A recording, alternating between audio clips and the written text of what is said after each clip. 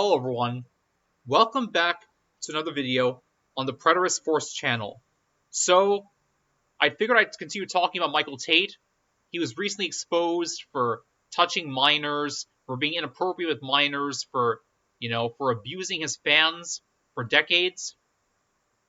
And there's a lot of allegations going on with him using alcohol, using substance abuse, abusing cocaine, and, touching young men inappropriately. And most of the victims are underage, and one of the victims is even 13 years old. So it's really inappropriate what Michael Tait did, and he deserves to be condemned for what he did. What he did is absolutely inexcusable, deplorable, and indefensible. So he has no excuse for his actions. Let's continue reading this article, and let's continue to where we left off. Let me just see where we left off. Okay, I left off here.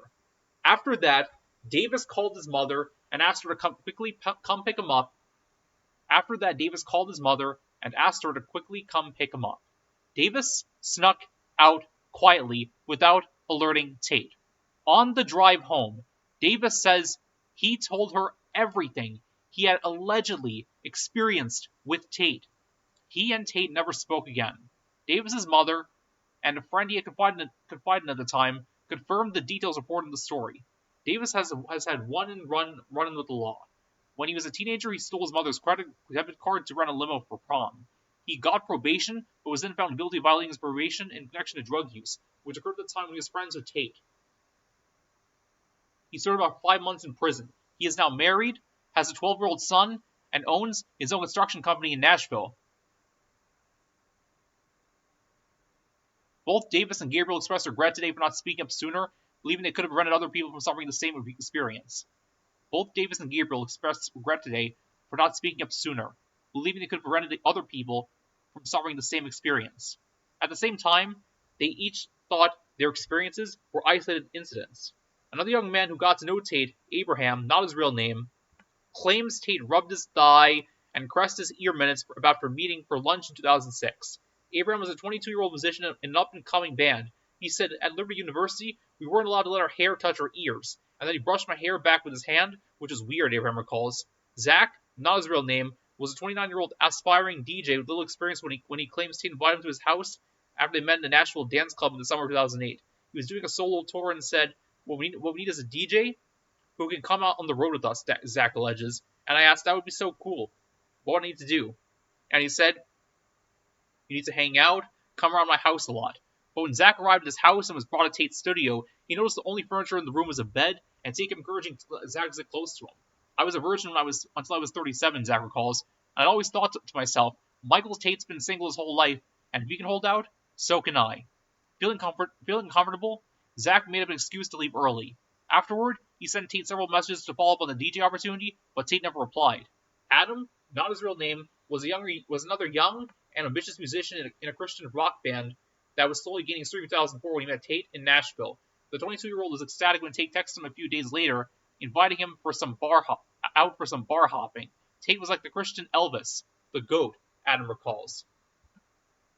Adam was dropped off at the bar to meet Tait by some friends, one of whom said, "Don't get molested," as he was exiting the car, a comment he found strange but dismissed. A wild night out included at Tait's home, where Adam was awed by his trophy room where he kept all his Dove Awards, Grammys, and other accolades. At one point, Nate's bar booze, and Tait showed him his collection of cars in the garage, telling him to pick one. Adam selected the white MG convertible. It was nearly dawn when they got back to Tait's house, which was empty, but for the two of them. They drank more, and Adam recalls suddenly feeling profoundly sleepy. That's when Adam says Tait told him, "It's okay, just go back to sleep. Just go to sleep." And then he laid my head in his lap. Just go to sleep. And then he laid my head in his lap. Adam's next memory of that night is waking up in his bed, my pants unzipped, and Tait was jerking me off. I passed out again, then woke up wondering what the F is happening. I went to the bathroom and had a panic attack, asking myself, am I supposed to go there and beat him up? Or am I supposed to play it cool? Like Davis and Gabriel, Adam had abused as a child. It made me a lot more insecure, wondering why me? Am I weak? Too innocent? Was this my fault? I didn't ask for this. I was just hanging out with a superstar. Adam says he believed Tait drugged him that night. He shared the story with his girlfriend at the time and a couple of fellow musicians who were close with Tait, and recalls that some of them stopped hanging out with me after that, which hurt and made me afraid. A close friend of Adam's at the time confirmed to The Guardian that Adam told him about what he says happened. Many sources we spoke with also feared reprisal and would only speak on the condition of anonymity. Several people who were interviewed said they recalled Tait stripping down to his underwear or naked at parties and backstage at a concert, often exposing himself to young musicians, touring as his opening act. Jacob, not his real name, was a 21-year-old musician when he met 40-year-old Tait at the winter of 2004. The two were both performing at a church concert, and Tait invited Jacob to fly out to Nashville and stay a few nights at the home of his childhood hero. Once there, Jacob was surprised at the amount of cigarettes and alcohol Tait and his friends consumed, as he had never had a drink in his life. One night, two of them alone in Tait's kitchen, Jacob claims Tait somehow brought up that he had a huge urethra, and he just whipped it out and showed it to me.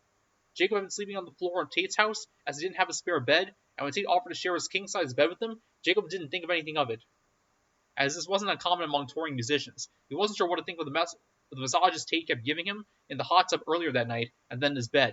When Tait's hands moved lower and lower and lower until he was massaging my butt cheeks, I didn't know what to do because I looked up to him and didn't want to make him mad. Jacob tried his best to delicately rub up Tait's advances, saying, "Hey man, I'm not into that." Tait said okay and went to sleep. Jacob's girlfriend at the time, who is now his wife, corroborated the details of the story, which shared with her at the time. Israel Anthem was only 13 when Tait allegedly exposed his penis to him in 2001. Oh man, that is just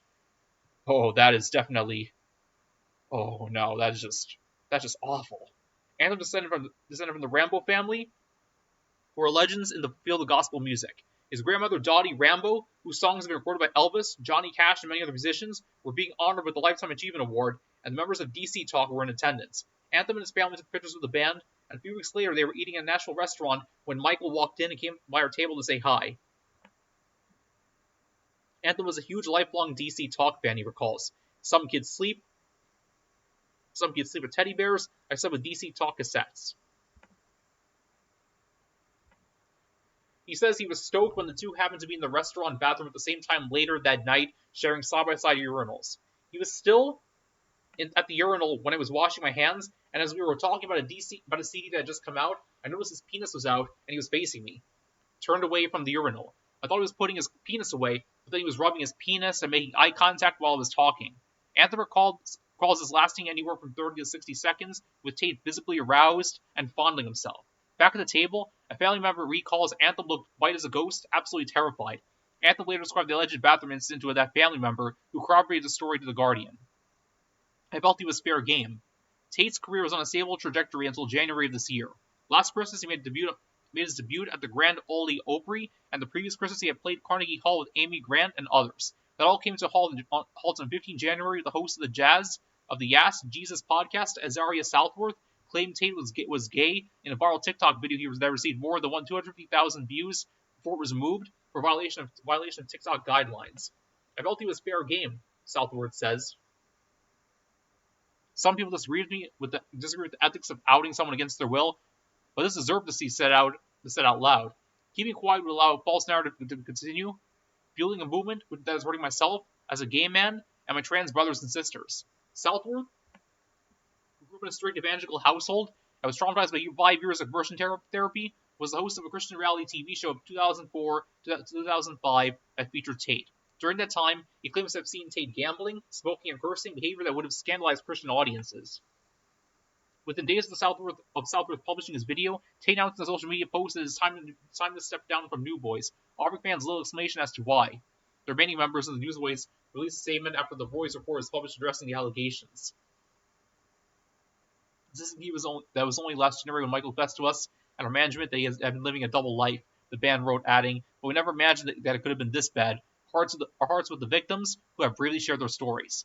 In the closing of Tait's confession on Tuesday, he offers understanding to those who have lost respect, faith, and trust in me, later citing the story of King David's prayer for forgiveness after he committed adultery and murder. Though he is quick to add that it crushes me to think that someone would lose or choose not to pursue faith because I've been a horrible representative of him. This was Gabriel's experience. This is Gabriel's experience, saying he had blamed God for the trauma he allegedly endured that night. Tait was presented as the pinnacle of godliness, he says, troubling tears in his eyes. I get that all people sin, but to use the Vicator's righteousness, of his righteousness to commit sin, that made me walk away from my faith for a while. He took something from me that I'll never get back. In time, though, I found my own way back to God. So yeah, that's Michael Tait being exposed. His actions are inexcusable and deplorable, and he should definitely get arrested for what he did. He should face prison time. He should not be allowed to ever perform at another concert or at a musical events ever again. He should not be allowed to be on stage, be allowed to be in another Christian band or any band ever again. He should never be allowed to perform music ever again. He needs to permanently be removed from the spotlight and just, stay in prison, get help there. He can be forgiven, but he needs to serve prison time for what he's done. And he must certainly never be allowed to have a platform again, and never be allowed to have this kind of opportunity ever again to abuse people ever again. He has to remain behind bars where he belongs, and he should not be allowed to perform music at concerts ever again, or be a part of tours, or be a part of stages, or anything like that ever again. He should not be allowed to be on tour. He should not be allowed to be in a band ever again, and he should never be allowed to have a platform again. And he should not be allowed to, to be able to host any musical concerts or events or ever again, because he must not be allowed to have an opportunity to do this nonsense ever again, to be allowed to abuse people ever again, because he has shown that he has weaknesses, when having a platform and interacting with the bands. But yeah, those are my thoughts about the Michael Tait situation. He deserves what happens to him. Michael Tait, you deserve what happens to you. You must face justice. So yeah, those are my thoughts. That's another video from the Predator Sports channel. Take care, everybody. Another video from the Predator Sports channel. Another video from the Predator Sports channel. Take care, everyone.